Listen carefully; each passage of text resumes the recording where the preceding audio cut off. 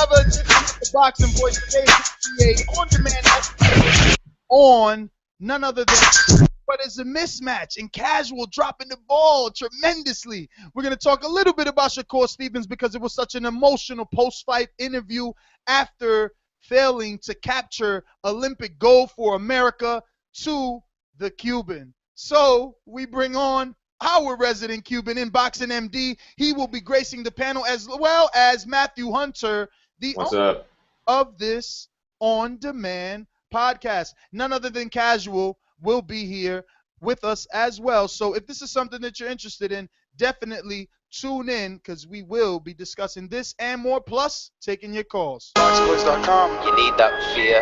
All I'm trying to do is make a stand for something that I truly believe is right.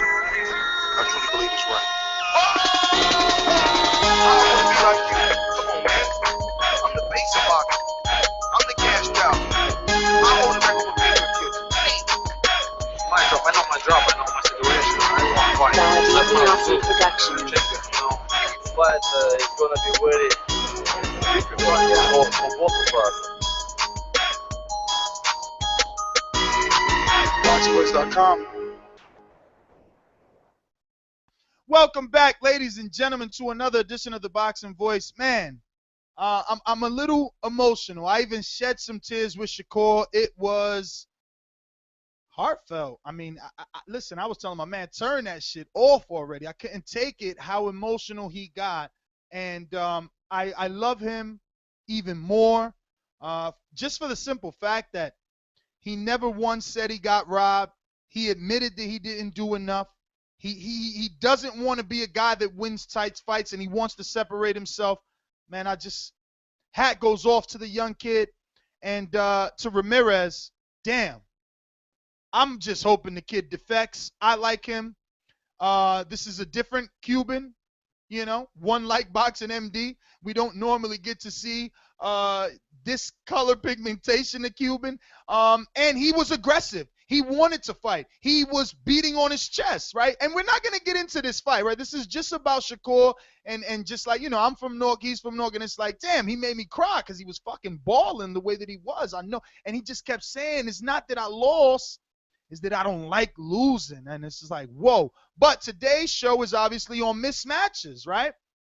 The necessary evil is what we have learned after our discussion with Larry Merchant on this said topic, and we just got to get a lot of information from him. So let me just go ahead and introduce everyone on the panel. What's up, man? I just want to say I saw a fight too. Stay focused, stay working my dad. I saw a fight too. Nice boxing voice. Because if he comes to fight, then I'm going to have to look for him. I saw a fight too. I think you're accurate. Yes. Shout out to Shakur Stevenson, who is a neighbor of mine, meaning the town Newark. I missed the fight, but I'm on the show tonight, to this morning, or this afternoon, whatever time it is in your time zone, to speak about the mismatch. So if you don't know, just like I don't, we'll find out history of mismatch making, right? Let's go. All right, and we're going to bring on someone that you've probably heard only one time on our show, but definitely a loyal listener and a supporter. The owner of this podcast, right? It was his show topic. So, Matthew Hunter, what's going on, brother? Hey, what's up, Ness? What's up, everyone? Just wanted to first give a shout out to Shakur Stevenson, putting on a good performance. I thought he lost 2 rounds to 1 personally. I know guys like Dan Rayfield thought it was a robbery, which I didn't agree with at all. But shout out to him. And I just really wanted to give this topic out to the fans, because we have a lot of different opinions about it. We have a lot of different, fanboys of the sport with Triple G and Ward rivalry, brewing. That guys like MD, Wassam, and such have really strong opinions about it. And I don't necessarily agree with those opinions. So I think we need to have, as a community, get together and define what a mismatch is, similar to what we did with the Pound for Pound show. So I'm excited. For those that have been dying to see what the Cuban looks like, Boxing MD is on the panel. And I just want to remind everyone, this is Matthew Hunter's show. He catered it the way that he wanted it. So fall back. Boxing MD, what's going on? What's going on? And thanks, Matt, for taking this as a on-demand show. And shout out to Shakur Stevenson because he showed emotion and true being really humble, because that's the type of attitude you have to have when you lose. I know, like Ness said, it was emotional to watch, but he didn't sit there and pretend he didn't lose, because I agree that it was a close fight, but he lost 2 rounds to 1. So, greener pastures ahead for Stevenson.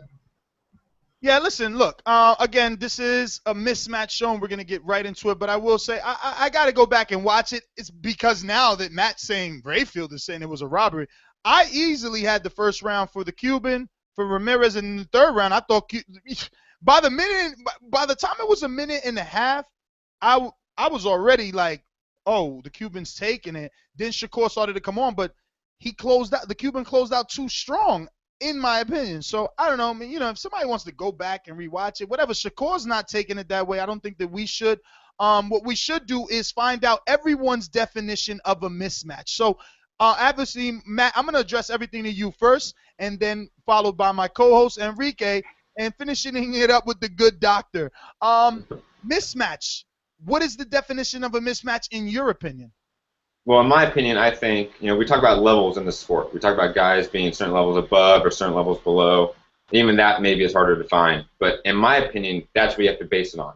When you have a guy that's clearly several levels above his opponent, I think that is what a mismatch is.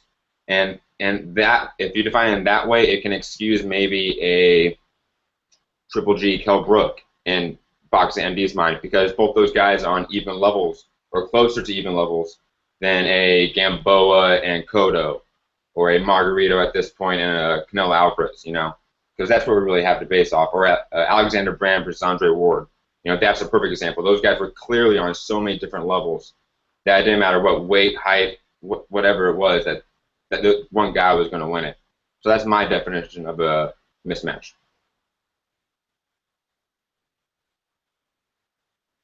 Casual. Okay, I thought he was gonna ask me in a different direction, but a question came up as Matt spoke. When he says levels, what do you mean, like ranking or skill level? Because to me, my definition comes from, like, if you're ranked number 1, 2, or anywhere between 5 and 1, you shouldn't be fighting number 29 or 29 or 39 rather. To me, that's my definition of a mismatch, because yeah, obviously your ranks, you're not close to the tier of a fighter, so it's a easy call who's gonna win, right? Well, casual, you gotta admit that sometimes the rankings don't pertain to what the actual skill is. We know that you can pretty much pay to get on certain rankings for certain sanctioning bodies. Right. But as a rule of thumb, usually rankings do pertain to skill. Usually the top guys are more skilled than the bottom guys. So to me, they're almost synonymous. You can replace rank, like for levels, you can put ranking, skill, whatever. It's the same thing almost. You have guys that are clearly at a different stage in their career and their overall skill than these other guys, and that's what a mismatch is, in my opinion. Right, but guys come in, say number 10 versus number 2, even though you don't respect the rankings. Those that don't know would make a judgment off of ranking and say, oh, number 10 has got work in front of him, and number 10 sometimes wins, and we believe, like myself, believe that number 10 should take that spot. So he wasn't mismatched, whereas someone in the way higher number ranking, in the 29 or the 39, you don't give him the benefit of doubt of winning.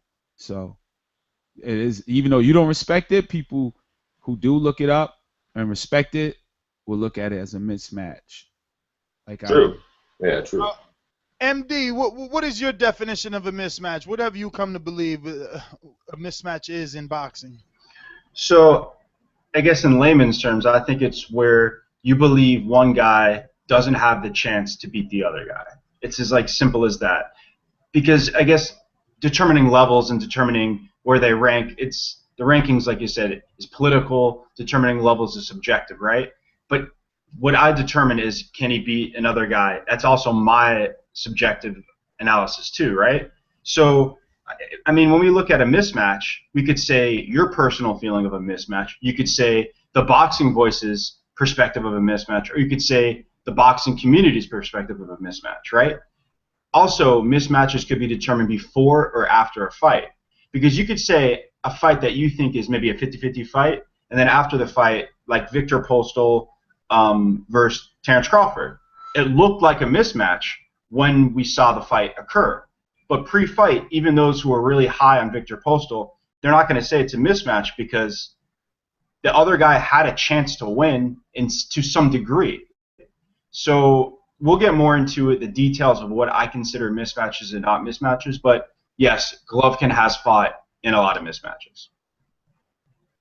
Well, as always, MD showing his true colors, bringing up Golovkin. No one even talking about old Golovkin. Oh, it's so funny. Now we actually can see his face when he does it, right, guys?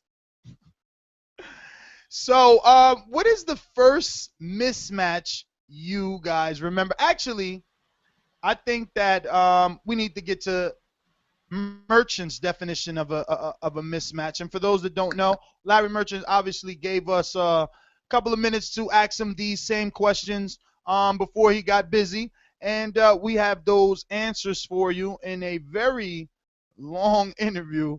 And we actually got some bonus. But here you go. The definition of a mismatch. ThaBoxingvoice.com live here with Larry Merchant, the man himself. Larry, no better guy to ask about mismatches than yourself. So if you could just please educate our listeners on what do you think the definition of a mismatch in boxing is, just because we're seeing so many different fights, catchweights, Canelo, Khan, Golovkin, Brooke. We've even heard Cotto, possibly Yurokis Gamboa. It's starting to get weird. So we just want to try and educate our listeners on what exactly is a mismatch and what isn't, because we've seen guys like Duran move up, and when you think back in history, it was okay, but possibly back then, people were just as shocked as we are now when Khan and Brooke and Gamboa are doing it. Well, Duran was such a great fighter that even though he might have been an underdog or a question mark in some fights as he moved up in weight, nobody would ever think of a fight he was in as a mismatch. That said, I guess a broad definition of mismatch is when we go into a fight thinking that we definitely know the winner, that there is a vast territory between the two fighters in terms of what they've achieved, what their skill level is, so on and so forth. Now, MD, you came pretty much the closest, right? A vast majority of difference between the skill level of the two fighters. What gets interesting is that as you start to, I guess, dissect what exactly is a mismatch is when you start to realize that boxing is a mismatch. It's established on mismatches. Careers are built on mismatches. They can't be done any other way, and we will quickly learn that once we realize that a tune-up and a mismatch, well, they're the same thing. And before I get to my co-host for the day, we'll go back to Merchant on this one. Now, Larry, what is the difference between a tune-up and a mismatch, or can they be the same thing, being as though, like you said, if one definitely outclasses the other, it's still a mismatch regardless? Sure. Yeah. I mean, it's virtually the same kind of fight. A tune-up is, well, my guy's going to get in some rounds, and he needs some work, and the underlying definition is this is an easy way to make an easy dollar. Now, Enrique, tune-up mismatch, did you always know it was the same thing? Did it feel like the same thing, or did you never pay it any mind until now and realize, shit, it is the same thing? Because Ward was just in there with Brand, quote-unquote tune-up, but we all thought, like, yo, you're fucking pound for pound. This is a mismatch. Of course.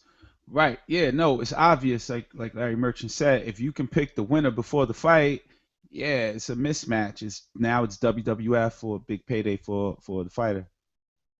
So yeah, I knew that all the time. If I can pick the winner, mismatch. Glassjaw versus Power Puncher, mismatch.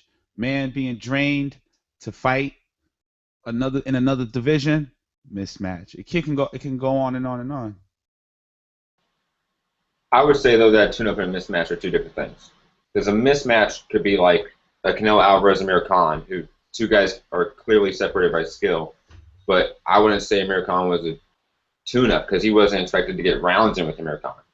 You know, like it's like William Merchant said, you get a tune-up to get a guy to get rounds, like a Bundu with Keith Thurman. That was a tune-up because they got Keith Thurman, 12 rounds to go and just try his stuff out. Canelo Alvarez knew he wasn't going to go 12 rounds with Amir Khan. That wasn't a tune-up. He wasn't trying to work on anything in that fight. He just wanted to showcase, so he got the mismatch. That's my only difference or opinion about the difference between the two. But the outcome is the same. The outcome is the same, so how could it be any different when you know what the guy... I mean, that's one of the key bases on a mismatch is knowing what guy is going to win. So in a tune-up, just because you know that the guy... And remember, everyone in a tune-up doesn't want to get rounds because we heard fighters, and I'm using air quotes, who say, I don't get paid to go to overtime, right, MD? Or Enrique? Yes, let me clarify, or let you clarify something. First of all, when you hear tune-up, what are you supposed to make that be? Or MD can answer that. Like, what is the promoter or the trainer saying, all right, we're having a tune-up fight? What does that mean? Like, what are you supposed to interpret that as? Listen, a tune-up is a way to frame a mismatch, right? You're framing a fight that, in essence, is a mismatch, right? But what are we supposed to say, though? Like, the real way we're supposed to accept a tune-up is... Go ahead. A tune-up is either a warm-up, which is a fight before a bigger fight, or in the case of maybe like a Mikey Garcia or Andre Ward, I guess, when he fought off a layoff, is so they get ring rust off. So it's either a preparation or a fight to get rounds, or not get rounds necessarily, but to get in the ring, go through training camp, et cetera, right? But it is a mismatch. So like, in other words, like, it's like saying, let's just say you're in jail for like 2 years, right? And you get out of jail and the first meal you eat is McDonald's. It might be different than whatever McDonald's meal you ate before, but it's still McDonald's. Like, do you know what I'm saying? Right. But a tune-up, you can warm up in the ring and sparring in the gym, right? And a tune-up can also go wrong, right? But it's also more than just getting in the ring. It's like when fighters go through training camps, cutting weight, going through media. It's like the whole like process going through the motions. So that's why sometimes it is important for a fighter to get in the ring and warm himself up before a big fight. But sometimes we overuse the word tune-up to define people's careers. Like, how many tune-ups is necessary? I mean, that's a whole different topic, But I see where All right, so tune-up is there. So now mismatch is a tune-up. Should we consider that? Or should we not allow the tune-up? Or like a subcategory. Like, like mismatches are just a huge category, and then you have tune-ups. You have all these different subcategories of mismatches. Yeah, they're the same thing, man. I mean, even putting it in a subcategory is still saying it's the same thing. But it's to our other question, right? It's like, if we don't have mismatches and tune-ups, how do we get upsets? How do we get the Rocky stories? How do we get our fighters daring or deserving to be great or chase glory? Well, I personally think, like, when the Canelo Amir Khan, just for example, a lot of people hated on the whole fight. And I remember on this show, a lot of people said, well, you have to give Amir Khan credit for going up in weight, going up 2 weight classes or 1.5, and trying to, fight the lineal middleweight champion. You can't fault a guy for moving up. What you can fault is the guy, the A side maybe, taking that tune-up, taking that mismatch. Because we do want our guys to all strive to be great. When one fighter in the equation is and one fighter isn't, it's not appealing to the fan, because we know that. We know Canelo is not trying to be great by fighting Amir Khan. But we know Amir Khan is trying to be great trying to fight Canelo. But there's a difference there. You know what I'm saying? Right. A mismatch right now, I just took it. Mismatches are fights blown out of proportion, hyped up, and you're supposed to be hyped about it, but you obviously know it's a mismatch. That's what a real mismatch is, point in case. Canelo versus Amir Khan, Glassjaw versus Power Puncher. that's the ultimate mismatch and paying for it on pay-per-view. Enrique, let me ask you a question. Did you consider Danny Garcia versus Robert Guerrero a mismatch? Not at all. That's one that I consider was blown up, hyped out of proportion because, you know, for example, we pretended, some people, I say we in general, that Robert Guerrero was the fighter that got in the ring with Floyd. And I disagree. So I think it was hyped up. I mean, you're supplemented casual, so sometimes you admit that the hype gets to you when you picked Andre Berto versus Floyd, you know? I picked up, the hype. No, there was no hype behind that because a lot of people, that fight was frowned upon, and a lot of people were picking Floyd Mayweather. I just gave the possibility to Andre Berto, but in Robert Guerrero versus Danny Garcia wasn't a mismatch to me because not what Robert Guerrero did to or how he looked against Floyd Mayweather, but more about what he did to Andre Berto is how I said, all right, it's a good fight. I judged that fight. Don't even get too deep with MD because he can discredit someone like Guerrero, but then not discredit anyone on Golovkin's resume, which makes absolutely no sense to me because at least Guerrero made it to the mountaintop. So again, we just have to be very, I don't know, like walking carefully when talking with this guy because he doesn't really look at both sides of the coin. That's all I'm saying. Guerrero is washed up and not say that guys like Murray and Gill and Monroe and Uma and come on, man. Ness, can I explain something to you? When you're like a Canelo or a Danny Garcia, a big name, they get the Sugar Shan Mosleys. That is the name that made it to the mountaintop that has an opportunity to build a resume. They get the Carlos Baldemirs. You know what I'm saying? Like these are names at a point of the career. So yes, we could go and discredit anybody's resume. But me personally, I mean, this is an opinion, right? So I gave my opinion. You could disagree, but Ness, you're under I know that you know that some fighters have opportunities to get the names, although they're not necessarily threats at the point of their career. No. I totally agree with you. Some fighters have it made. They get a better opportunity. Like if Ramirez, the Cuban from the Olympics, if he defects, he's going to have a better time as an amateur, as a pro than Rigondeaux, and they will be in the same division. This is bantam, but he is more marketable to them. He's got the hair is flying both ways. He's fucking 22 with highlights. You know what I'm saying? And he is like playing the part. He doesn't need to translate. Like his body language told us like, yo, I'm a badass. I won this fight. He's pounding on his chest. He's on the road. Like, yo, the demeanors were different is all I'm saying. And it's different in terms of marketability. But boxing's worst mismatch, I'm a newbie, right? So I would have to say Buster Douglas, Mike Tyson, to me, would have been the worst mismatch, right? Because Buster wasn't nowhere near on the level of Mike Tyson. But it was also the same not mismatch, but it also ended up being like what do you call it? Upset. One of the biggest upsets ever. Yeah, because I'm not that old, you feel me? So I'm not going in the well like Merchant. Merchant brought someone up I never even fucking heard of, right? So let's get to Merchant and it wasn't even and he said that wasn't even the first time that he saw in a mismatch, right? So let's see. But that said, I can recall back in the day in the famous Ali Wepner fight. And Wepner was a tough club fighter known as the Bayonne, New Jersey Leader. And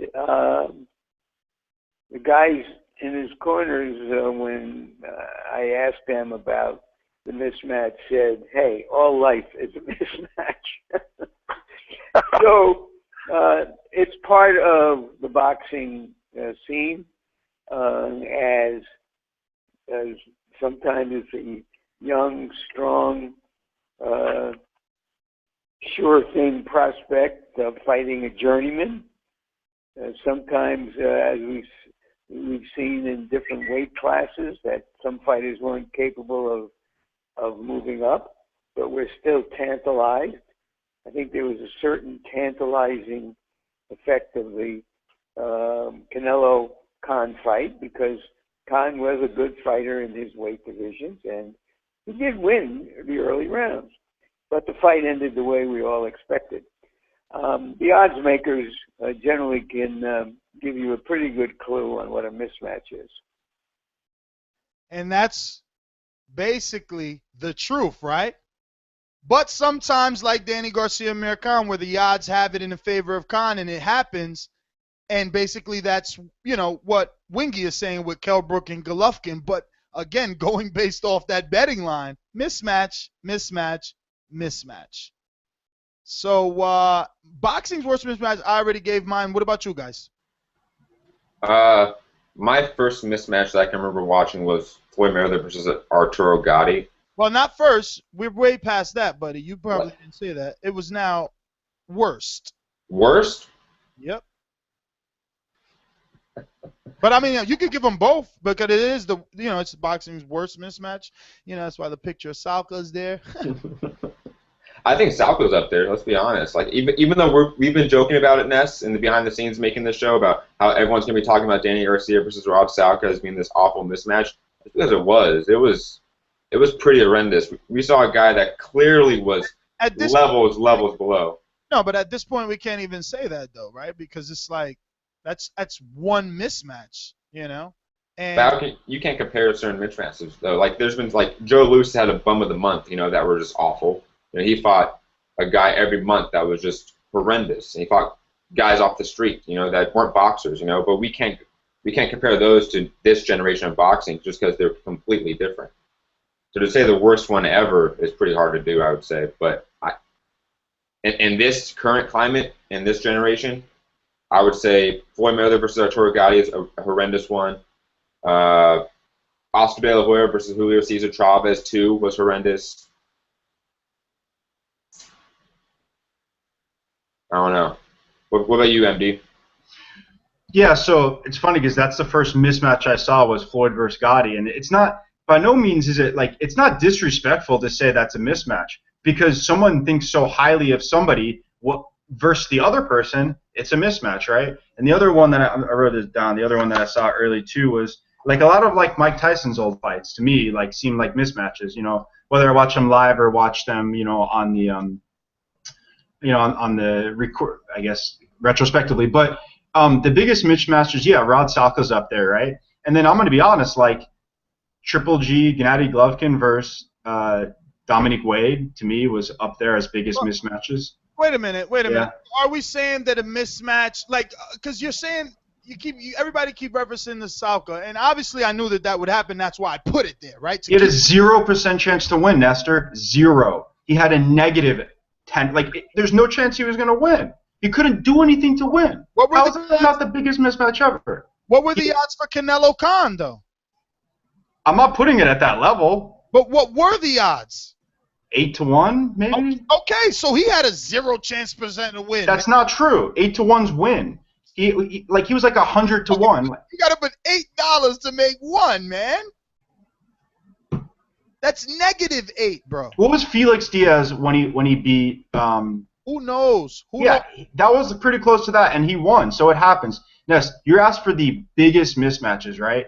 I do not think that Khan Canelo is up there for biggest mismatch. I just think we're young. And that's why you guys are trapped in Salka. Get the fuck out of here. The last 30 years, he's the worst mismatch. Okay, so is he worse than Alexander Brand versus Andre Ward?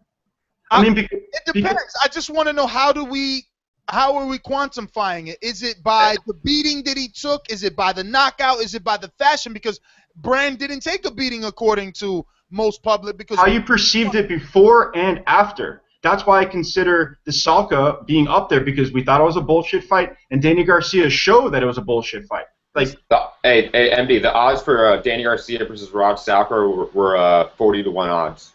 All right. Listen, so the first match you remember seeing, because I was told that we overlooked this one. So go ahead, Matt. What's your first? Wait, what's going on, Casual? What's your boxing's worst mismatch? You're not even getting involved. Yeah, I wanted to get involved. I just didn't want to step on no one's toes. So my first thoughts, again, I'm a newbie, as you said, so I can't Rod say. Salka, he's gonna say it. Nah, although Garcia versus Salka, even though it was a ranking mismatch, Salka has never been knocked out. I had never looked him up, but until today, actually, because I knew that will come up. But to me, just to be real, newbie, Canelo, that was like the obvious biggest pay-per-view on-air mismatch ever. I can't say Mike Tyson, Buster Douglas, because I just knew the excitement of Mike Tyson. I didn't know. You're right. I might have to take it back because when Buster Douglas Mike Tyson happened, I probably didn't even know that fucking Buster was an underdog. You know, I probably was all built up into the hype of the 24/7 when they were showing him running. I remember showing him running on a train track. So I probably didn't even know he was an underdog because HBO does a wonderful job. So wait, Enrique, are you saying the biggest fight that's a mismatch, or are you saying the biggest mismatch? Because that maybe is the biggest fight that is a mismatch because it's on pay-per-view. They're two big names. All right, let me clarify it, right? We got to speed this up. We need to open up these phones. Right, so real quick, fighters would match up against each other. I would get lost in the hype. Okay, this guy can possibly beat number one, right? Canelo was just too obvious. Khan's been knocked out two times easily with a jaw and hurt. Here comes Canelo, and there's no way to buy the hype that Khan can possibly pull that win off at all, hands down. So that to me is some of the hype when they was talking about his speed. Not at all. So I didn't buy that at all. Not even with Mario Munguia saying Khan Army is the truth. No, I never bought it. No, he never came back after that. He knew what happened. Enrique, I disagree with you, but I give you a thumbs up for good justification. Yeah, and then also, Ali Wepner. I don't know who Wepner is, but I did hear about Wepner Ali's fight inspired Sylvester Stallone to write the movie Rocky. So he's a fighter who they said cut before they even walked in the ring. You know what I mean? One of those guys. All right, listen. We got to get to these phone lines. Remember that number is 425-569-5241. Press 1 if you want to speak to the host. We also are taking international calls or just free calls, depending on where you're from. On Skype, add Nestor Gibbs first. In the chat, it's Saturday. You don't normally get this. Hit that thumbs up button if you appreciate this, all right? And hit the thumbs up just because Matt paid for a show for you on a Sunday. He got casual over here working when he could be riding around in his range and shit. Who we going to go to first, guys? Skype or the line? They all been waiting patiently. Let's do Skype. Skype. That first. Oh, I know what he's going to talk about. Let's see if I'm not a mind reader. Fa, talk to me. Nah, I'm just happy y'all on. As far as mismatch, I came in when y'all was talking about the difference between a mismatch and a tune-up, and I think a tune-up isn't so much as a mismatch. I think a mismatch is basically deals with weight and size, things more so like that. When I'm thinking me personally of a mismatch, but if somebody's a world-class fighter and they ain't the same weight division, it's not.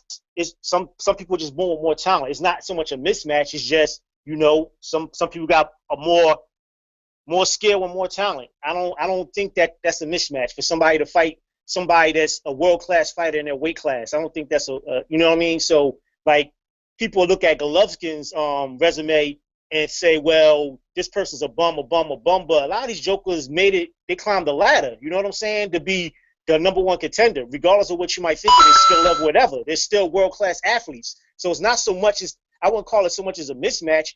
I mean, the eye test will definitely let you know that, okay, one dude is definitely on another level than another, than this dude. But I don't think you can so much say it's a mismatch. Not like Canelo Khan was. That's a mismatch. You know what I mean? And even when you go with Floyd and Gaddy, you know what I mean? We looking back on hindsight, calling it a mismatch. You know what I mean? The casual person didn't know that was a mismatch. You know what I mean? Only somebody that really studies the game, them real hardcore dudes that know that, because, I wasn't a hardcore dude right then. And I'm from Atlantic City, so I knew Gaddy. Like, who the fuck is Mayweather? A word? Okay, they going to get it in.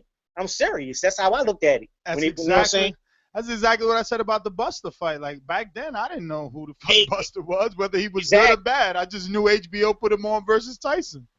And you got to think about it back then. Oh, go ahead. So, before the fight, that's my first mismatch. Break it up. Okay, so before that fight, that was the first mismatch that's live. MD, You watch Floyd? you're breaking up. Check your Ethernet. Go ahead, Fahim. Yeah, and like Buster Douglas. I mean, if to be real, back in that day, everybody was a mismatch to Tyson because they had him like he was a black guy. You know what I mean? Like he was just Zeus. You know what I mean? Like everybody he hit was just going down. So it was like everything. If you want to go like that, because I mean, nobody thought that Mike Tyson could be beat by anybody. Period. You know what I mean? They made rap songs about that. I think I could beat Mike Tyson. You know what I mean? Shit like that. You know what I mean? He was just that dude. So I don't even think that was a mismatch because even looking back now, Buster Douglas was a world-class athlete. He worked his way to that point where he was able to challenge Tyson. You know what I mean? Nah, I don't know about that. He was like a 30-1, bro. I mean, that's what the he got the shot. I think he got the shot because his father, right? Wasn't I remember them doing like a little backstory. His father was the known fighter, not him, right? Am I wrong? Please. I mean, I wasn't even a hardcore back then. I just knew that everybody. We need a hipster to call in.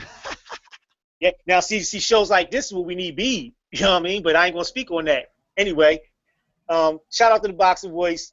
Y'all holler. Y'all see what happened today. I'm hurt by talk about. Damn, hurt, man. That shit hurt me, bro. I'm glad. Hey, Fahim. Quick question. What up? Hey, do you think if Canelo and Margarito fought, is that a mismatch? Right now. Listen, bro. I hate Margarito. I can't even have a non-biased conversation about that motherfucker, yo. I hate cheaters in the way. I mean, like certain cheaters, like Orlando Salido cheating. You know what I mean? That's part of the game. You know what I mean? But the way he was cheating, he could have killed some fucking body. You know what I'm saying? And I like Miguel Cotto, bro, and I think he's the reason why Miguel Cotto acts so pussy right now. Right? So I can't even speak on that man, yo. I hate he's been banned. He's been locked the fuck up for real. All right, George Dampierre, talk to us, brother. Hold on, mute him real quick. I just want to say something. My bad, George. We like to throw the phrase around like blame Al, but the biggest mismatches in our era, even Shakur Garcia is Golden Boy. Canelo, Golden Boy. That's not true. That's not true. Put that out. No, that's not true. Blame Al, but Golden Boy is part of it. That's not true. Do you remember when what was it? Peter Quillen knocked out this male stripper. I forgot his name. Oh yeah. You can tell me that wasn't a mismatch? The guy wasn't fucking. The guy had seizures from that fight. That wasn't even televised, I guess, but. Yes, it was. That was I remember that one. But that one was because of the knockout. The fashion really is what caused it, right? But George Dampierre, you ready? Yeah, I'm on. What's up, brother? So really quick, your definition of a mismatch. Definition is pretty much just when you can predict what the fight's going to be before it even happens. Like the same way you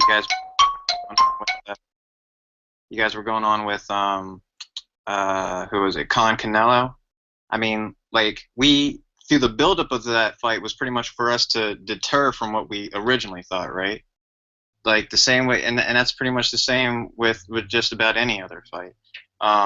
To go on at least what I thought was like the biggest mismatch I've ever seen was to date, and I guess it's probably better just to go off retrospect, is Mayweather and Baldomir. Like you hear some fans that fight's brought up, people say, well, Baldomir was a champion, he beat Zab Judah and da da da da. But I mean, when you think of how inconsistent Zab Judah's career is, or pretty much has been, and then when you see just the overall performance you see of Baldomir, who's a part-time boxer pretty much. Wasn't he like a vacuum salesman or something on the side? And and then to see him in there with one of the most fundamentally sound boxers ever, it was man, I just remember just being so pissed off that was one on pay-per-view. I mean, and even the people, I remember that was one of the first times I seen people go to a Mayweather fight and actually like walk out and boo a lot. But Baldomir was the man who beat the man. That's why he fought the man. So I won't call that a mismatch. See, but that's what I mean, though. Like, it doesn't necessarily always have to translate on rankings, like you guys were talking about earlier, right? Like, Right. you get in position. Well, we cannot stay stuck on it though, George. We got a lot of other topics we need you to give us your input on, and a lot of other callers in a short amount of time. So, wait, about the mismatch per se, like what defines it? All right, so here's this. Here's a good one. Tune-up and mismatch. Same Exactly. thing. Answer that. Tune-up and a Not a mismatch? definition, but do you think that they're the same thing or one in the same, right? No. I think a tune-up would be more of a stylistic comparison to what you're building up towards. It doesn't necessarily always have to be just as good, but you know, like I said, styles makes fights, so that's kind of what helps that, and I think that's what differentiates a mismatch. What would be boxing's worst mismatch in your opinion? Salka. No, I would say the Khan Canelo fight. That was George. Shouldn't have been a fight. Oh, man, thanks for participating, my friend. Listen, ladies and gentlemen, this is not an average show, all right? We can't stick around and moonlight with you guys. We need you to hit these topics, hit them hard, all right? Show us that you got some talent in them skulls there. Give us your definition of a mismatch. We don't need your example definition. The first time you remember seeing that, mismatch, or the first ever mismatch, rather. And obviously, we would like to know, do these things need to happen so that fighters can, get some glory, right? And is a mismatch and a tune-up the same thing? And obviously, boxing's worst mismatch. We're going to go out to the streets. It looks like Amin, and I hope that it is, because that would mean loyal as always. What's going on, Amin? What's going on, fellas? Catching up on a Saturday. What up? So, definition of a mismatch. Yo, my definition of a mismatch is when it's a circus act, when a fighter's moving up a few weight classes, like a Josecito Lopez versus a Canelo. That's a mismatch. And a tune-up is like a fight versus a lower level opponent in your division, to me. So what is the first mismatch you remember watching? The first mismatch I remember watching, quite honestly, I would have to say was Josecito Lopez and Canelo, that I could remember in these terms. I mean, I've been watching boxing all my life, but just the first mismatch where I'm like, what the hell are they doing? Like, no chance, physically, there's no chance to really react in terms of boxing technique and skill. Yeah, it was a young Canelo, but it was just Josecito Lopez. Again, and look at his name, the Riverside Rocky. We're talking about Chuck Wepner, and Josecito Lopez was the Riverside Rocky. So it's like the idea when they're naming this kid tells you that it's a mismatch, that he has no chance, that he's coming in as the underdog. So to me, that was when I just looked and I just said, huh? Our last one, what is the worst mismatch you remember, though? Mayweather Pacquiao. Because anybody that knows boxing, when they knew that fight was signed, they would have said Floyd was going to wash this dude. And after the second round, Floyd figured him out, and all we saw was Pacquiao swinging and missing. It was a freaking mismatch. Get out of here, Amin. Get out of here, dude. He beat Timothy Bradley, 10 rounds to 2 after the Mayweather fight? Come on, man. Come on. Hey, this isn't a debate show. This is a we're trying to learn show. So together we will learn. We're going to go to our WBC champion, who is signed already to unify the division with the current lineal champion of TBV, Enrique Church. What up, Punk? What up, Punk? I'm going to see you, Punk. They hyping up the fight already. Yo, what's going on, Ness? Just got done with sparring, man. Camp is going good and getting ready for December 10th for the big fight. Oh, man. Speaking of big fight, Joey, topic, man. I know it's a great topic since your fight with Enrique is such a fucking mismatch. What is your definition of it? You know what, dude? I'm going to need help with guys because I'm gonna be honest with you. I'm a fan. I'm like a crazy fan. That I fall for the hype, and I forgot who brought it up. One of the shout out to the guys who did the show, but I do fall for hypes and build up. So I guess I'm having a hard time answering it because I kind of feel like it's the same thing. Like a tune-up fight, like I consider tomorrow's fight with Spence a tune-up fight. You know what I'm saying? And for his next big to lead to a big fight. But I guess a mismatch is just I can't really say it's Canelo Khan. I thought Khan had a decent shot if he could avoid the power punches. Go ahead and give me the buzzer for that, Nestor. I know you are. But I won't do it to you, man. It's just kind of you hard signed for a tough fight, so I'm gonna let you live, hard. man. Yeah, I guess mismatches are with guys you just know have zero chance of winning. Like there were some guys that were giving Khan a shot. I was one of them, but my credentials. I'm talking about like guys that actually write for boxing writers. I believe there was a couple cats that may have given him maybe a decision. Like Brook and Golovkin, I still don't think that's a mismatch. I still do not. I think it's going to be a great fight. It's a good. The weight's there. I mean, I think people get caught up on these weight classes, and they just right away assume, oh no, it's not. It's going to be a mismatch. So. I'm interested to hear other people's opinions because I honestly can't answer that. I probably could write a good essay about that, but I would need to do some heavy research. But that's a great question, man. Hey Joe, this is MD. Can I? You said that since Spence Bundu is a tune-up, is it because it's a mismatch, but we expect bigger things for a prospect who's not yet a champion? Is that kind of why you define it that way? Yeah, you're right. You're right, MD. I really think like that, man, because I just think they want to keep. He fought when he fight last in March, and they want to get him one more for the summer. Then hopefully this next fight will be for a title in the fall or late fall, early winter. So I don't know I haven't looked at the odds for that fight, but I don't even think Bundu has a slight. He's 100-1 favorite. Cut it. Skirt.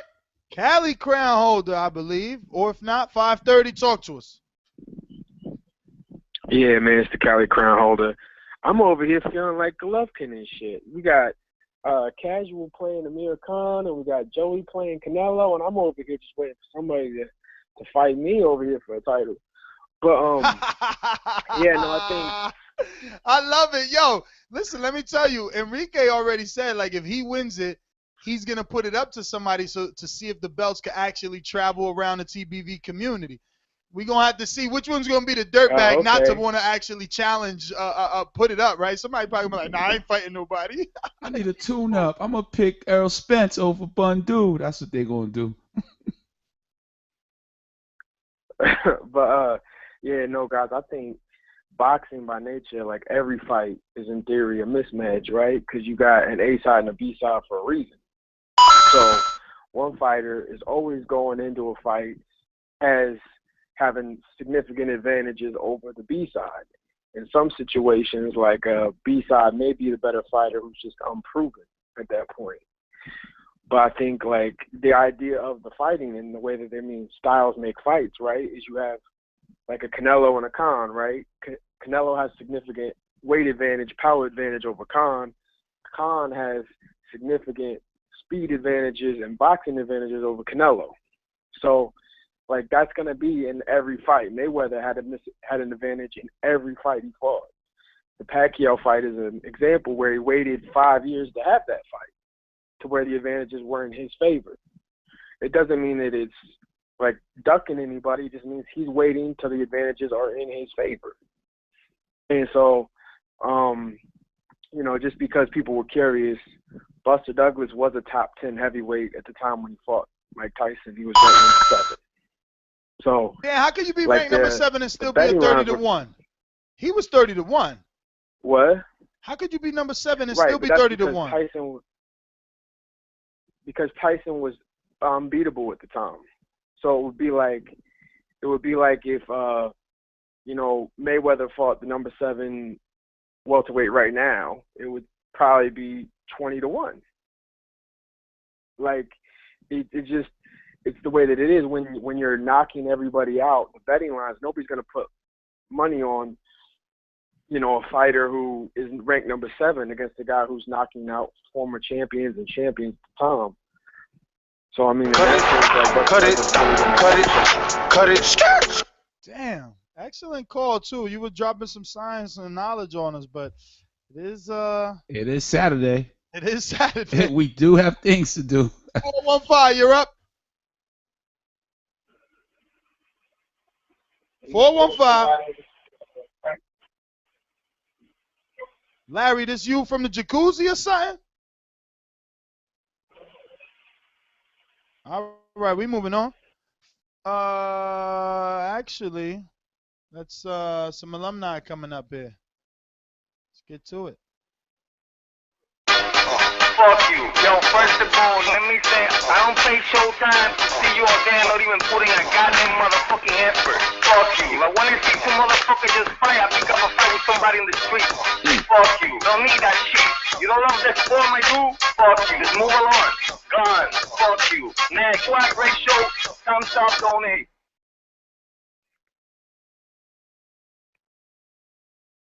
Georgie. Hey, yo. What up? What the fuck ND win? That nigga just see me on the phone and took off? He right Tell there. that nigga to sit his ass down, nigga. Yo, I had to get a beer because Nigga back in there. I had to get a beer before I had to listen to your call. You know, I have to relax a little bit. My blood pressure's gonna get too high. I need more than that, man. I need more than that with Georgie. ND, number one, my nigga, what the fuck you doing on the panel with all these fucking losses back to back, my dude? You don't gotta win the show for, doggy. Did you pick Victor Postal too, if I remember? Listen, I don't never Exactly. Shut the fuck up. fucking eating crow, my nigga. You don't want a nigga here coming here back to back with that crow shit. Fuck out of here, man. Number two, Casho, baby, keep those belts warm for me, doggy. Keep them really warm. Oh, you coming? Fucking pie king. We not friends no more. If you coming for the belt, we not friends, buddy. Finish your war with MD. You can't dog me forever. I don't want no rematch clause on that shit, nigga. I thought we was friends, so I don't know if I could really go against you. First of all, I got my title. I defended it, my nigga. Wait, I know you still in the show, Georgie. You fire, but mismatch. Let me hear one of your mismatch. Your worst mismatch ever. Worst mismatch ever, Georgie. No. What's your worst mismatch? You have to be raw saga. Right back to back with the fucking stripper that key chocolate for. Next time I destroy you, nigga. You put that mafia show, you go 6 rounds with me. I end careers, nigga. Just before. Just take your fight, nigga. Just take that pie and don't show up. We will understand. We will get it. But I'm telling you, baby, I end careers. I'm a party nigga. I want everybody to support, buy the shirts, donate. TBB is different. We here putting shit on the line. Or you see all these fucking people on fucking the YTBC talking shit with a bunch of losses. Nothing to show for. Talking shit and picking up losses. How the fuck you gonna listen to anybody who got nothing to show for, nigga? What you gonna learn from that motherfucker? Nothing. Zero. Nada. The real champ get backed up here. I'm coming for those belts. No matter time, Ness, you a champ. Take the challenge. Get that fucking show happen, nigga. Everybody support. Thumbs up. I'm outie.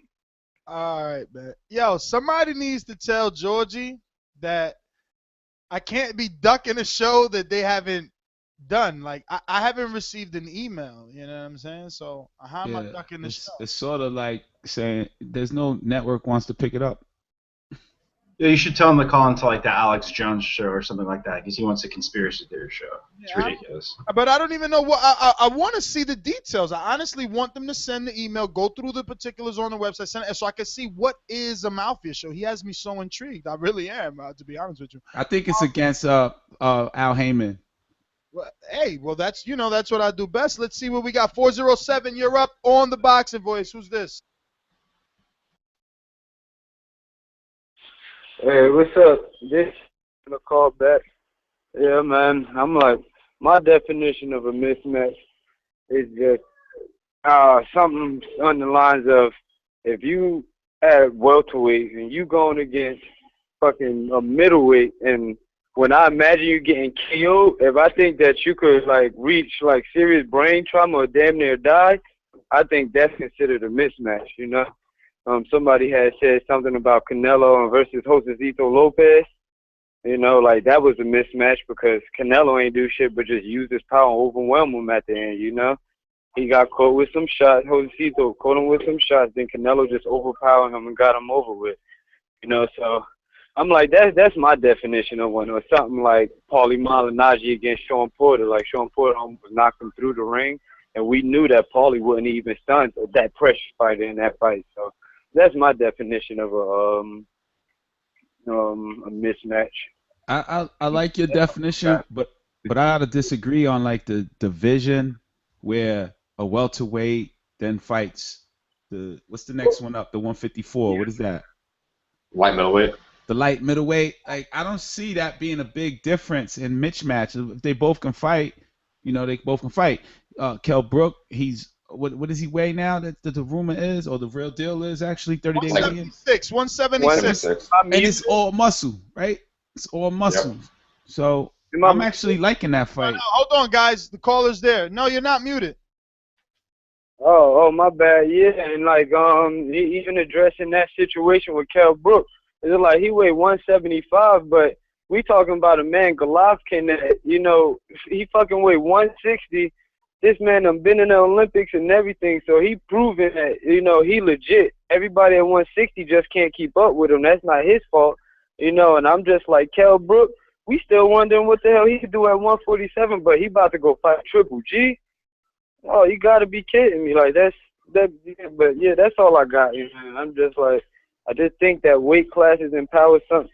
Like Triple G versus Kell Brook could be considered a mismatch, but if Kell Brook do it, you know, like shit, I'll clap for him all day. You know, hats off to him. You know, but if it's worst case scenario, like everybody thinking a mismatch, you know, I would hope to be able to see Kell Brook fight again. You know, I don't know what's gonna happen once he get hit by a real clean shot by Golovkin, but I'm hoping for the best for him, you know. All right, brother. Well, thanks for calling in. The way you're doing your shows every week, man. Oh shit! Right when he giving a compliment. I'm sorry, Frams. I'm gonna bring you back. Hey, caller, I'll do a prayer for Kell Brook for you. Yo, my bad, fans. Well, go ahead. Uh-oh, I think he's gone. Shit. He did. You just lost a caller for life, man. He's gone. Listen, man, it's fucking we on the top. T, I think it's T for Toronto 647, right? What's up, baby? How y'all living? We doing good. I'm glad we bringing out the alumni, man. Saturday show bring out my old heads. What's going on? I mean, not old in age, obviously. I mean old in listening. Yeah, right. I'm just happy that y'all having all these random shows, man. It's a good look, man. We appreciate y'all giving back, so we gotta call in and show some love. But anyway, a mismatch for me is when guys are moving around in divisions and they're not even the top guy in the division. Like there's 147-pound guys that we think can beat Kell Brook. So he ain't got no business going up and fighting Golovkin. Same thing with the Josecito Lopez. He wasn't a top-ranked fighter in his division, and he going up and fighting the baddest dude at 154. That shit don't make no sense. Now on the other hand, you got Mayweather, who went up to 140 to fight the WBC champion. Yeah, he waxed Gotti, but that's because he's better than him.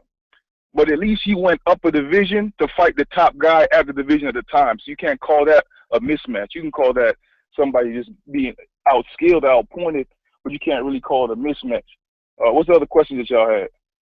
Boxing's worst mismatch. Yeah, you're going to get mad at me, bro, but I don't care. Oh, that Rod Soccer fight was horrible. I've been watching boxing since I was a toddler. I've been boxing since I was growing up. I just didn't like cutting weight, so I played football instead. But that Rod Soccer fight was crazy, man. He was a featherweight, super featherweight, lightweight, and he went up and fought Danny. And Danny near spun his head all the way around with that left hook. I thought that nigga died in there, bro. Yo, fans, he's going up less weight than Kell Brook going up. I'm just saying. You right.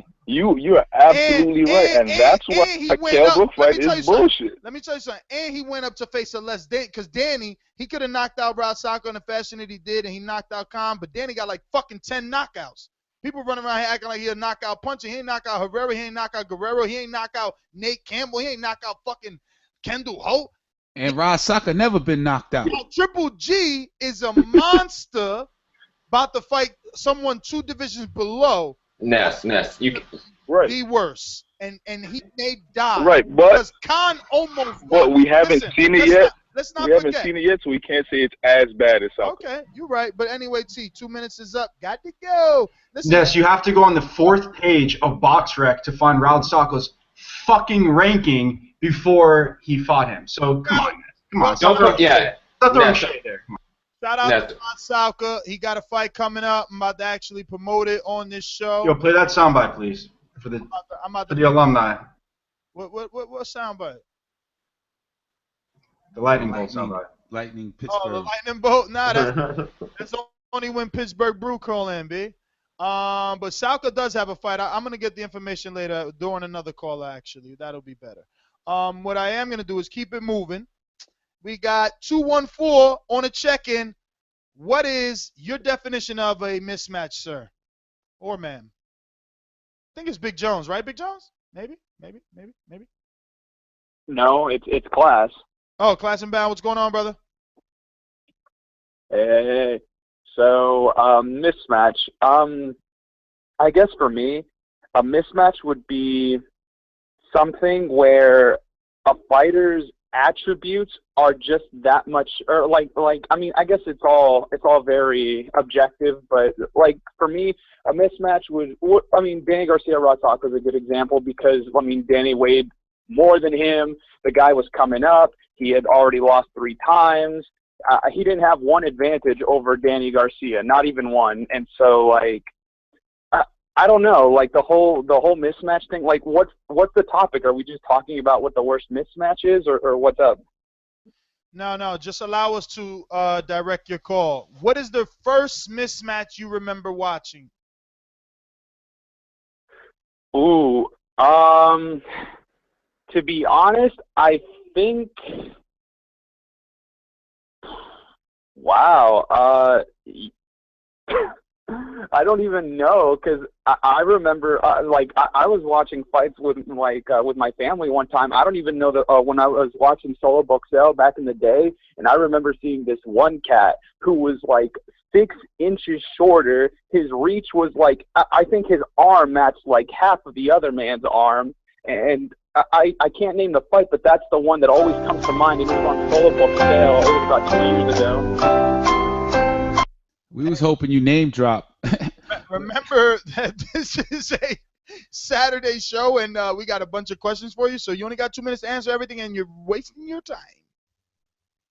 Might as well go into tune-up and mismatch. Same thing. All right.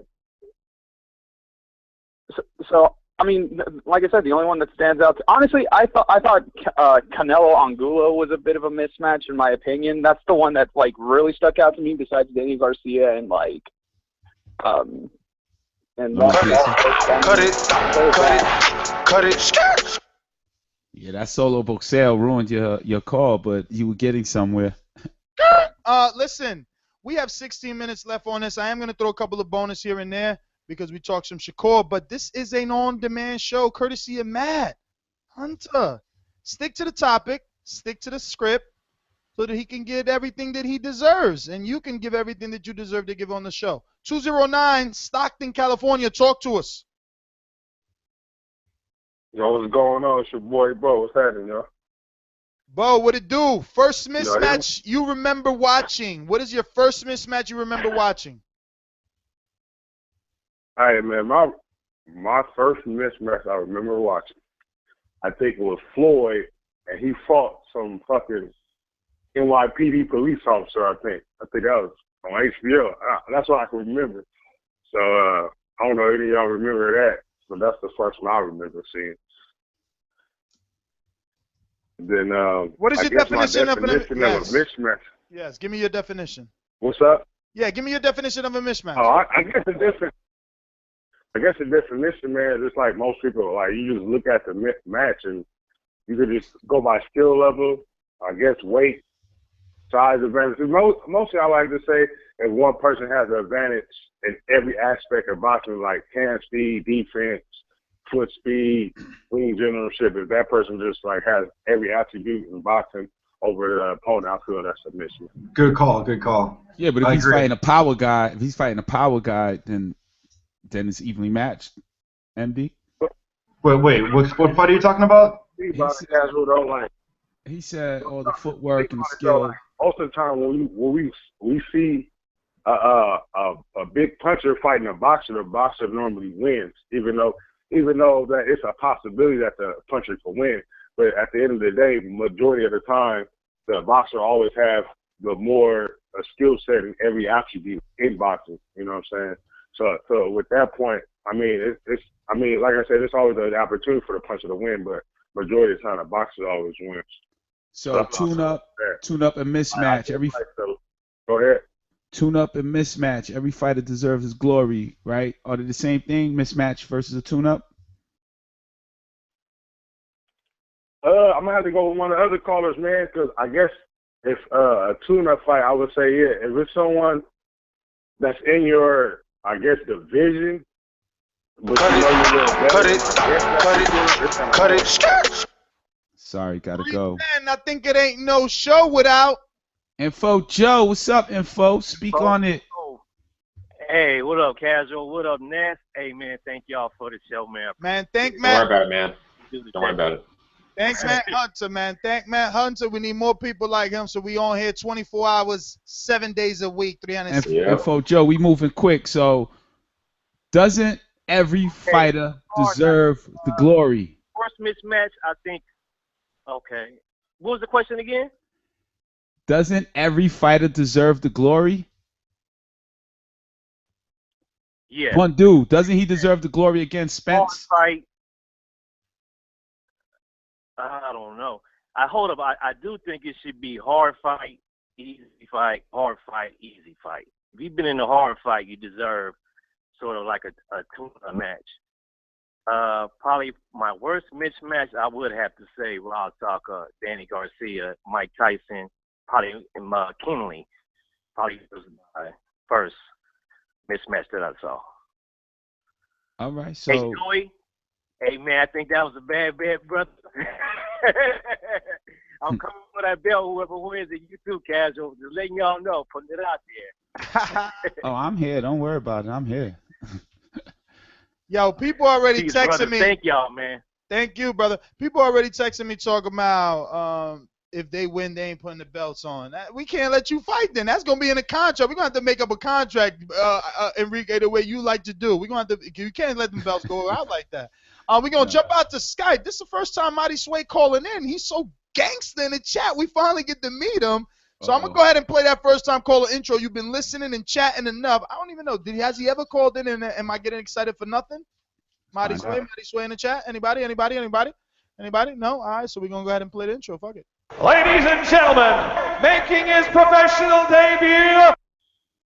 Yo, it's Mighty Sway from the chat. What's up? What up? What's up, Mighty Sway? Yeah, the biggest mismatch I think was Georgie Porgy and Boxing MD.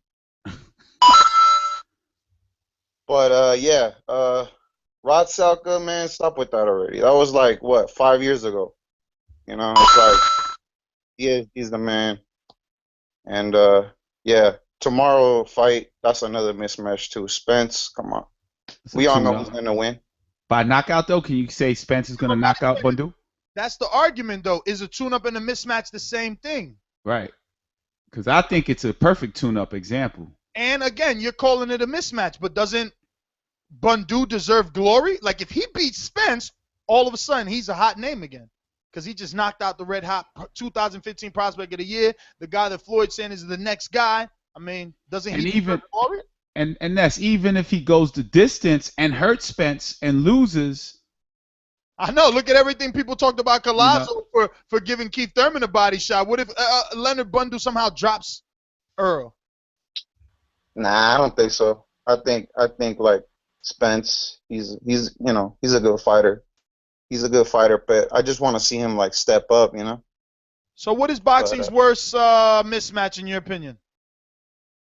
I'll probably say Danny Rod Salka, but Right. you know, Not Canelo Khan. I still love Danny, you know, like.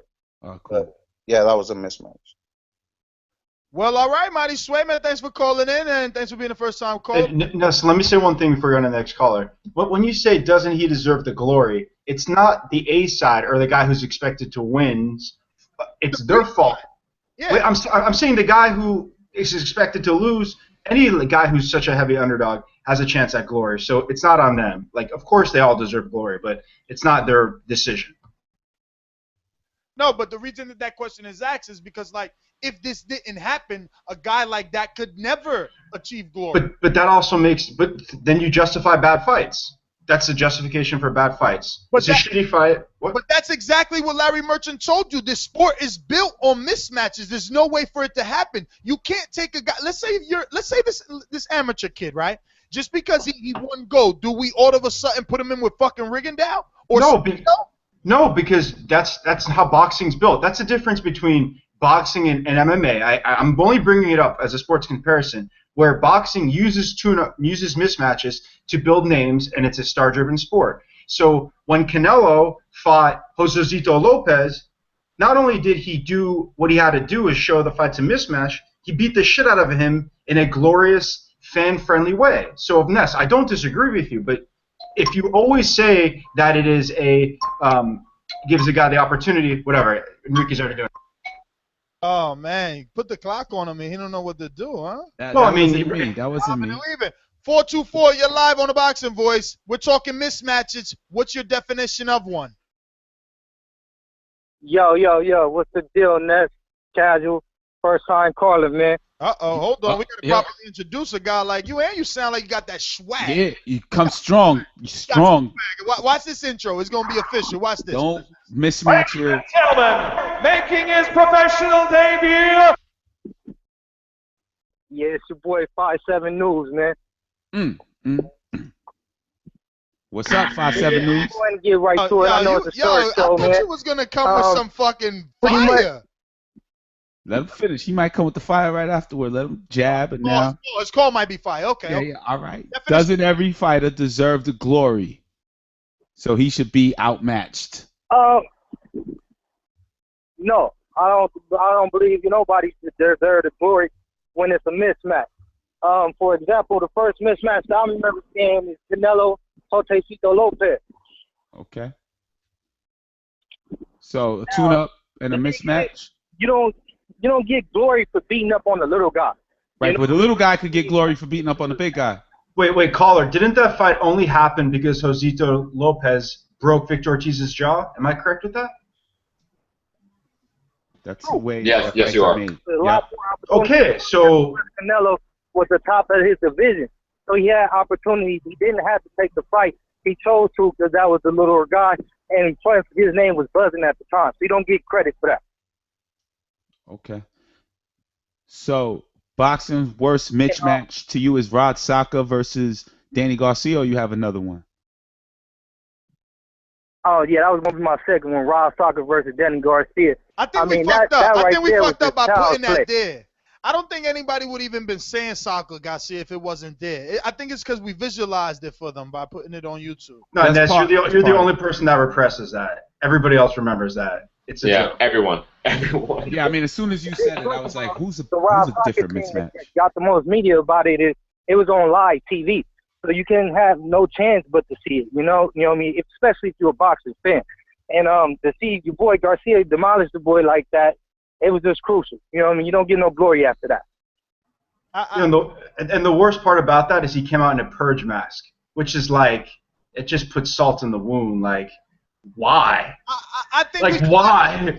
Bygones at this point. I mean, the shit happened 5 years ago or something like that. Jesus. It's cool. Mismatches, man. Hey, I hear you. Listen, I knew what was happening. Remember, I'm the Photoshopper here, so I put that there. I knew. As much as people think I'm biased, I'm not. I did that, you know. I put it there for you to see, for you to remember, and for it to... Cut it. That's for you too, Ness. Cut it. for it to resemble something. And I think that we got some alumni coming on, and we're running out of time too. It is 5 minutes left on the show, but like I said, we're gonna go a little bit extra. It's Baltimore, gentlemen. The gods will not save you. How you doing, sir? Very well. How Hello, are you? How y'all doing today? How are you, Wood? Let Wood stick in his character. Fine, thank you. Good. Fine, thank you. I see you crossing over, Wood. So let's join. I'll join the team. The mismatch. Mhm. It's a highly skilled pugilist against a low-level club fighter. Oh. And if I may, can I give you an example of that? Hold on. You know what, Ness? Hold on, Wood. Give him the first-time caller, because I don't know this guy. Yeah, I don't know this guy either. Give him a first-time caller. Let's give him a first-time caller. Let him reintroduce himself. We're gonna need you to reintroduce If that's yourself. the way y'all wanna. Hold on, sir. We want to do this properly. Let us do this properly, sir. Wait. Oh, I get it now. He said it. What you say, sir? If that's the way y'all want to play it, I can go along with that. Yo, is this a Tyler Perry movie? Like, is this? I don't know. No. First-time caller. Give him his proper introduction. Can I give my examples, please? Okay. Let's hear this. Mismatch. Brother. Triple G versus Willie the Worm, Monroe. Okay. Triple G. All right. Triple G versus David Lemieux. You don't like Triple G? Triple G versus Martin Murray. Triple G versus Marco Antonio Rubio. Okay. Triple G versus. All right, hold on. First time caller. So you're on Box Rec right now, just name dropping Triple G. Macklin Rosado. Well, excuse my French. Triple G whole fucking resume. If I may, excuse me, I don't want to toast or anything like that. I don't want to be rude, but. Yo, Wood, you're so much funnier when you don't do it there. No, Mr. That's not Wood. That's Mr. Log or Lumber. So That's Larry Merchant. hey, Lumber. So what about all those being tune-up fights? A better phone, but he. Can I give you a classic? Can I give you a classic mismatch? Yes, give it to it. Ray Poom Poom Mancini against Duku Kim. That's when he killed the guy in the ring. That was a big mismatch right there. I don't know how they came up with that fucking fight. Excuse my French. That wasn't a mismatch at the time. It was a brutal fight. But did you watch that fight, or did you just like, since the guy's dead, it's a mismatch? No, I watched that fight. I watched it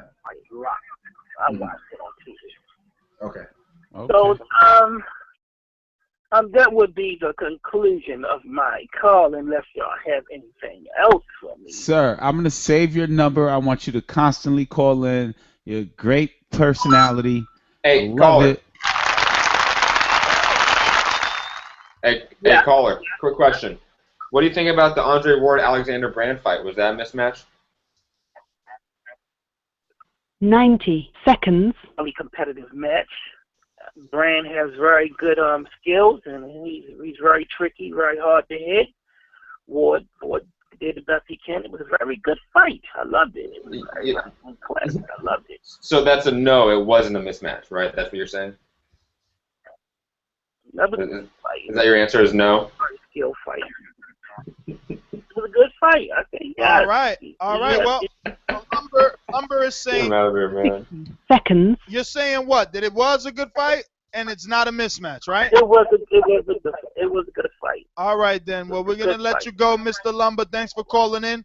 Since you guys brought up that specific fight, I got another little treat from our main man, Larry Merchant, on that specific subject. And Wood thinks it's not a. No, Lumber, Mr. Lumber.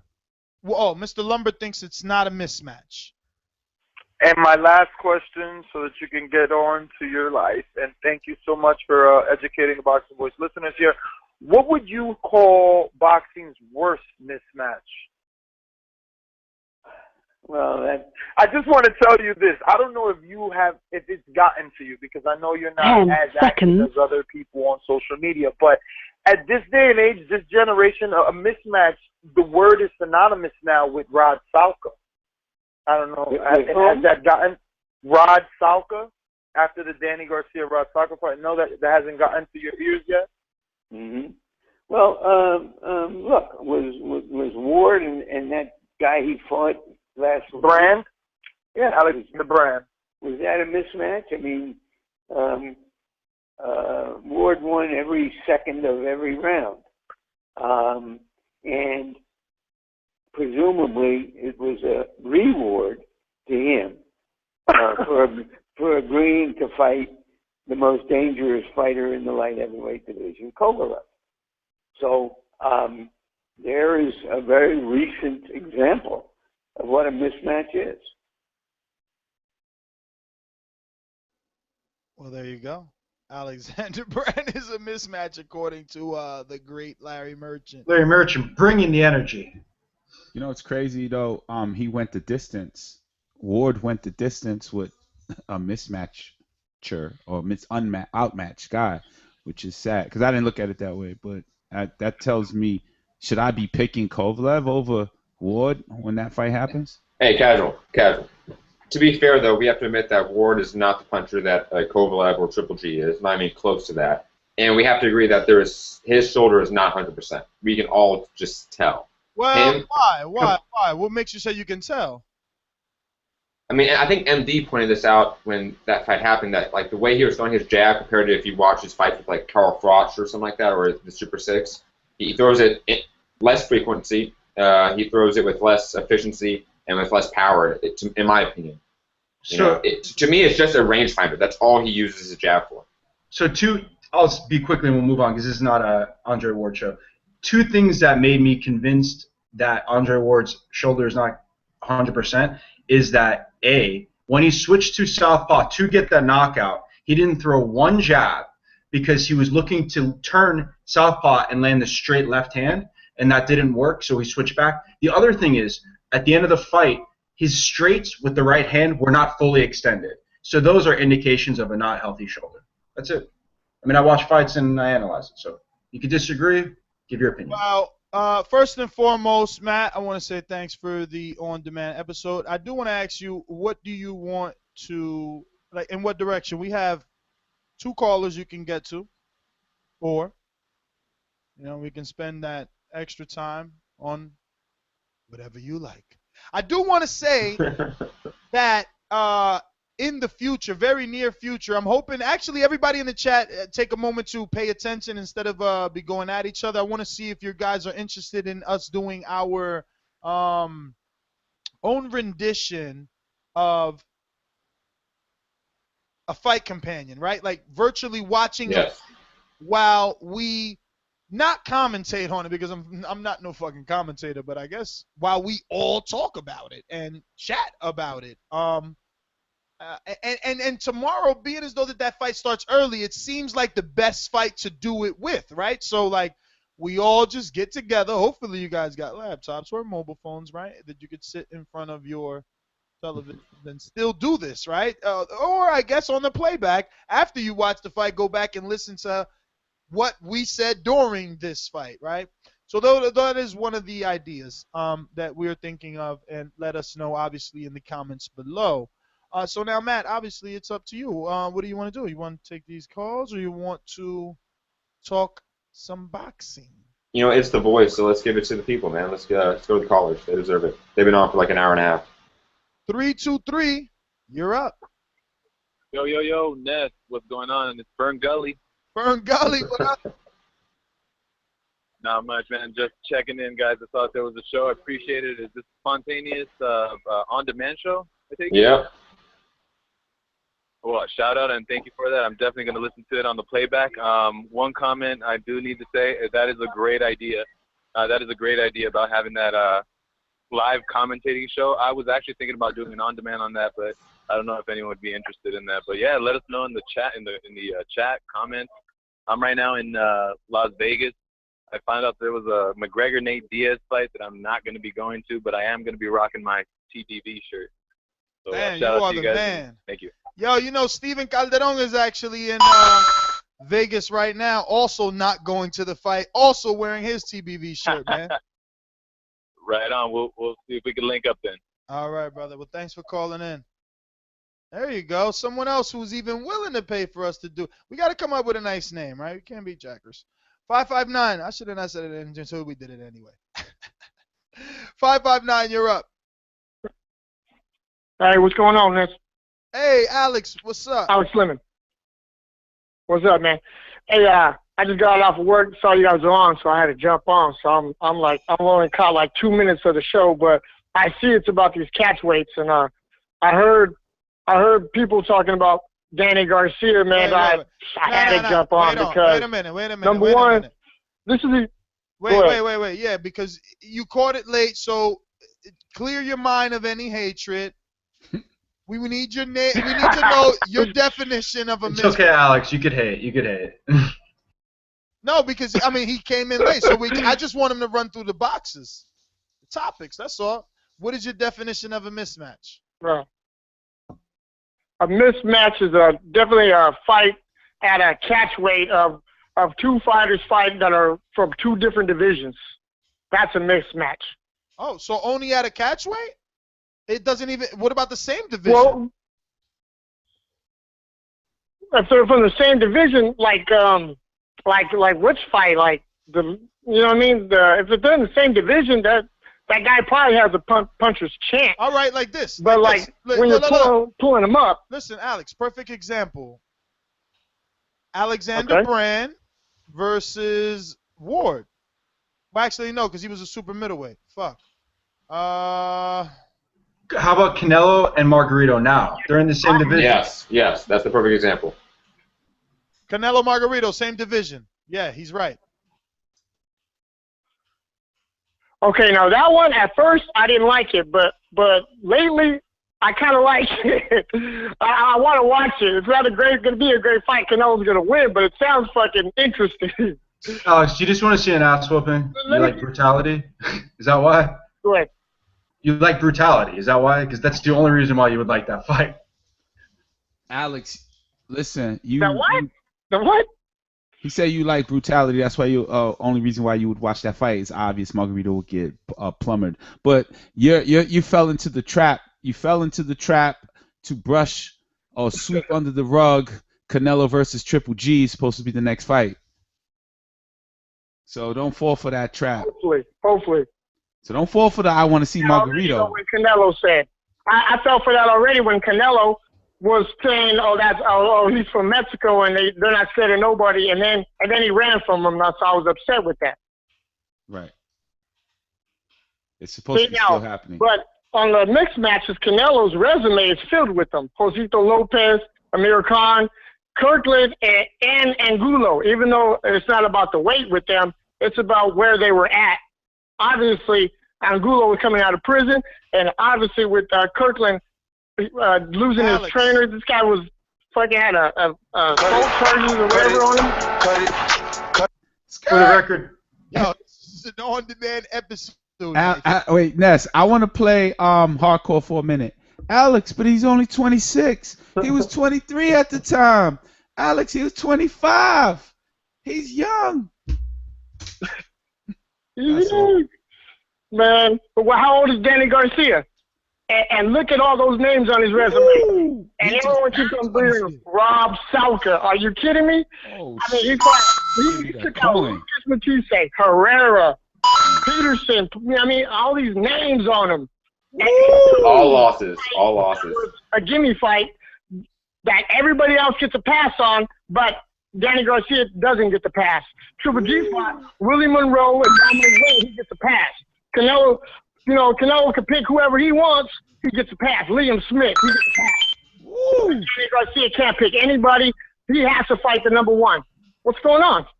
Wait, Alex, let me get at you really quickly. First off, Danny Garcia's hairline is about 43. So, secondly, right, you're really going to tell me Willie Monroe is Rod Salka, like, I mean, come on, man. Like, I know you don't, you might like a fighter or not like a certain fighter, but like, it's not the same, man. A mismatch, not all mismatches are equal. If you know what I mean? Like I think Triple G versus Wade, Triple G versus Monroe is a mismatch because personally, I think Triple G is that good. You know what I'm saying? So like, if you think he's that good, you could agree with me. But do you think he's that good? I'm saying it again. He's a bum. Exactly. I put Triple G on that status. That's why I gave him a pass. I'm like, okay, you can fight William Monroe because he's coming off of that hype of that Friday night fights or whatever that he won. But why am I giving Triple G a pass, but then nobody else is giving Danny Garcia a pass? That's my point. I give Danny Garcia a pass too. Because Danny Garcia fights in PBC. He has all the fighters around him and has been publicly admitting the fact that he's not trying to fight anybody. So that's one of the reasons why he gets hate. I mean, there's a lot of reasons why you could hate Danny Garcia as a boxing fan. Now, if you're casual, I understand why you like him, but, it is what it is. I'm not casual. I don't consider myself casual. First of all. Second of all. I don't know. You kind of were sounding like it. PBC and PBC is one of the greatest things to happen to any boxing fan because they have given us so much content in these past 2 years that we've ever had in the past decade. But what has Danny Garcia done this year so far? Robert Guerrero. Was that this year? I don't even remember because he fights so infrequently. Yeah. This is what I'm saying. Like he has the best. Literally all the 147 pounders are in that weight class, and Danny Garcia seems to be the one least likely to fight another one. That's my opinion. I mean, is that fair to say, Alex, as someone who may be a Danny Garcia fan? Yeah, I'm a Danny Garcia fan, but no, I don't think I could tell. He's running away from anybody. But the least likely to fight another top opponent. Cowbrook. Because of what? I mean, who's available right now? Keith Thurman, and that could still happen. He's just trying to milk that career out until he gets that loss. I mean, come on, Alex. Let's be real here. Who are you a fan of? Risa Herrera just got the shit. Cut it. Who are you a fan of, MD? Triple G, come on. We all know wait, this. Wait. I'm a fan of a lot of boxers. I'm just not a fan. One second. Lomachenko. Keith Thurman? No. Keith Thurman? Ness, how long have I been big on Keith Thurman? Yeah, Keith Thurman. Okay, Keith Thurman. Okay. Lomachenko? Uh-huh. Triple G? Yeah. That's I like Earl Spence. Mm-hmm. Spence. I'm trying. Wait a minute. You like Earl Spence? I could have sworn. I'm gonna let you say what you said because didn't you? I like Earl Spence if he does VADA testing, but let's not get into that right now. Who cares? They all take steroids. Chat room. I hope you guys taking notes on MD's top 5 favorite fighters. No, okay, one second. My favorite fighters, I prefer fighters who like I like knockouts. I like heavy-handed punchers, right? So that's my only, I guess, favoritism, right? So if you're there, like I don't know, like people like slicker fighters, and I like fighters that go for the knockouts and go to hurt the opponent. That's my personal preference, right? You could call it what it is, but I admit that's a bias, whatever that is. So All right, listen, if you're listening to this in the chat or on YouTube, hit that thumbs up button and share this on your social media. Info Joe, you got the juice now, man. That means any bad guys, you put them on timeout, man. They can't be ruining the filth in the chat in there. They can't be ruining things, right? So I think I seen somebody by like Amy. Is it an Amy there? Something with an A. Help me out with some shout-outs here, Enrique. Madi Zwe and Moses Sanu. Shout out to you. Khan, whoever is Khan, interested in an on-demand show, head to the website, and you'll find the on-demand page, right? Leslie Scott, shout out to you. Eddie. Matt, shout out to Matt, first and foremost, obviously, for, doing this. It was No problem. It's my pleasure. Too. You brought the people out. Saturday was actually a great day, too. Saturday, yeah. Exactly. So, it's time to play that beat, Enrique. Play that beat. Shout out again to Shakur Stevenson for taking silver and being really humble in defeat. I like to see that from a young a young kid. Well, we're gonna Yeah, I do agree. an official Olympian show. We're gonna do an official Olympian show, so stay on the lookout for that. Obviously, you need to be subscribing right here, and you need to be dropping us those 5-star reviews. Remember to rate us 5 stars on iTunes. That helps us tremendously with the visibility of the show, and it's truly important. So, do that. This is a listener-driven show, so guys like Matthew Hunter, we appreciate it when they go out and purchase an on-demand show to help us keep the lights on. So do No this. problem. Matthew! We're going to have the illest clothing line coming out pretty soon. And the new app is in the works, soon to be released. I'm excited about that one. The change, it's going to have a little bit of everything. Everything that you've been asking for from TBV for the last 4 years from an app, well, we're going to be bringing that. You know what I mean? Listen, we definitely want to do this fight buddy. we don't have a name. We don't have a name, but definitely we want to Fight party. We want to watch a fight with you, right? I mean, what about like let's say Earl Spence versus Leonard Bundu? How we saw it, right? And it's not how we saw it if it's a companion. It's how we see it.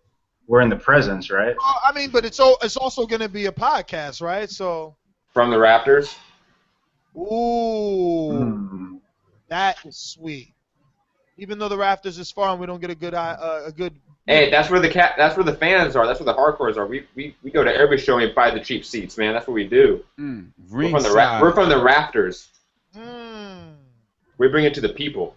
I'm like ringside is for like all the celebrities and stuff. We don't cater to those people. But wait. How about since Nesso is bitches about hating shit, you need to shoot shit HD. Why can't we do like 1080p or whatever? 1080p vision with the boxing voice. Ooh, okay. I see where you're coming from. What does the chat think?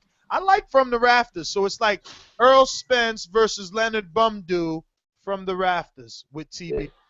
Yeah, I like that. You got to see how many characters that is and does it fit in the title. But what do you guys think in the chat? What do you guys think in the chat? We're going to start tomorrow. We're probably going to do that tomorrow fight. Who knows? I wanted to do the fucking Shakur Stevens fight. I'm glad I didn't. You would have seen me crying. I swear to God I was crying. The motherfucker made me cry for real. You didn't see it? He lost, though, man. He lost. Yo, but it was the way, because he didn't cry. Yo, he cried like, oh, it was fucking hurting him. Just thinking about his. I didn't see that. I want to watch it, man. Just thinking about it's hurting me again. Yo, he couldn't stop, and it was like big. Yo, I'm hoping Mayweather somehow just like on his IG all of a sudden has like a fucking Bugatti. Like, here, fuck that gold. Ness, because that's the way to comfort a person who's hurting is to throw money in their face. No, not yes. All right, yes. well, Yes, it is. Okay. We saw that work there, Adrian Broner. MD with his psychology major. No, I hope that Mayweather comes now that he can sign him because the MG with the truth. And give him his signing bonus of a Bugatti and tell him don't worry about the gold because you have a future as a pro. But so does that Cuban. I really want to see him, man. Please. Hey, Rock Nation's coming after Shakur Stevenson. That's what I'm hearing. Man, Ramirez a speedboat. We need him over here ASAP. Ness, how bad do you wish Danny Garcia had that type of emotion when he, about the fight game? You would love that. Well, listen, maybe Garcia will have that emotion when he loses, but he didn't lose. So fall back, small back. Boom. He has 2 L's a mile of mine. Holy shit, did you see that? I'm about to go do some mad balls. I'm about to go do some mad balls right now. Somebody in the chat talking about Ness, something about Angel Heredia, but yeah, call it what you want. No, that's hard work, baby. Hard work. Hard work like what I do on this show. I want to come back tonight. Is there any fights? Actually, baby Miller, damn. Yeah, we can come back tonight. Let's do it. Yeah, as long as that's an on demand. You know what I'm saying? Because there ain't no fights to watch tonight. I don't know. There's another sport that has a good fight tonight. Just saying. Yeah, UFC 202. Look at Ness's face. Look at Ness's face. He's like, nah. Let me tell you something. You see? Enrique, you know what they just did, Enrique? They need to stop the music. No, but you know what they just did? What they do? What they officially did was bring up those that we do not mention. Exactly. But Ness, you don't think there's anybody who listens to the Boxing Voice who may watch other sports? Now they won't be invited back on his panel. Like that is. Come on. Hey, but some fighters in boxing right? In the end of this whole Berto mismatch. talking about that too. What? Oh, I thought you was going that way. My bad. Oops. Nah, I was just gonna talk about the mismatch. In the end of the result of this show, to me, is that some fighters have to be outmatched to build their brand. Point in case. Yo. Canelo Alvarez, the young prospect that beat Sugar Shane. Hashtag Canelo Alvarez. Yo, Hopefully, the tune-up fight, Liam Smith, gives us that Triple G match, right? Yo, we so inconsistent around because we were gonna finish 3 times, right? And Yeah.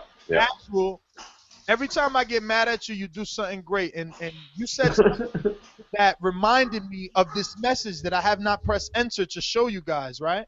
Because I wanted to press enter and then show you that we needed to talk about this before the show was over. That's why Casual is the man. You guys don't get it. We connected right here. Boom.